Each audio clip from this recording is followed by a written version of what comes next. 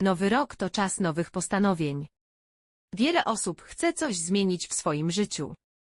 Często postanawiamy więcej się ruszać. Niektórzy chcą jeść zdrowiej.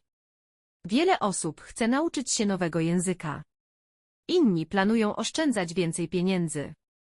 Niektórzy chcą spędzać więcej czasu z rodziną. Na początku roku mamy dużo motywacji. Czasem trudno jest dotrzymać postanowień. Najważniejsze to próbować i nie poddawać się. Nowy rok to czas nowych postanowień. Nowy rok to czas nowych postanowień. Wiele osób chce coś zmienić w swoim życiu. Wiele osób chce coś zmienić w swoim życiu. Często postanawiamy więcej się ruszać.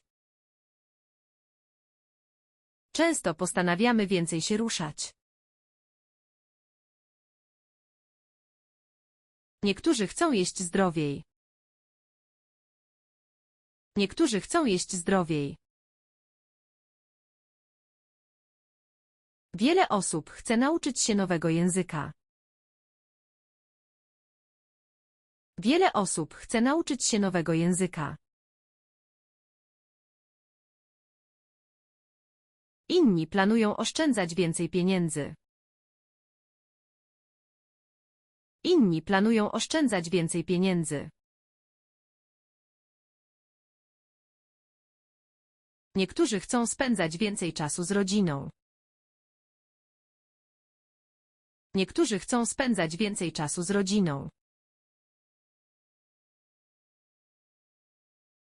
Na początku roku mamy dużo motywacji.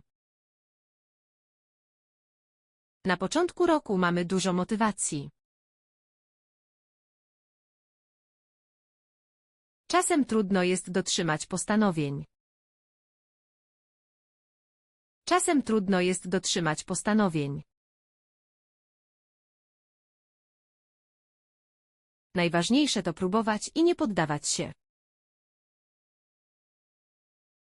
Najważniejsze to próbować i nie poddawać się.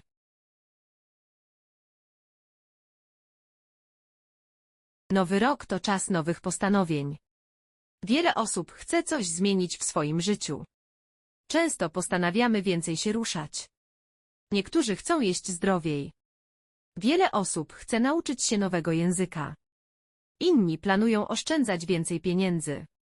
Niektórzy chcą spędzać więcej czasu z rodziną. Na początku roku mamy dużo motywacji. Czasem trudno jest dotrzymać postanowień. Najważniejsze to próbować i nie poddawać się. Raz. Zaraz. Teraz.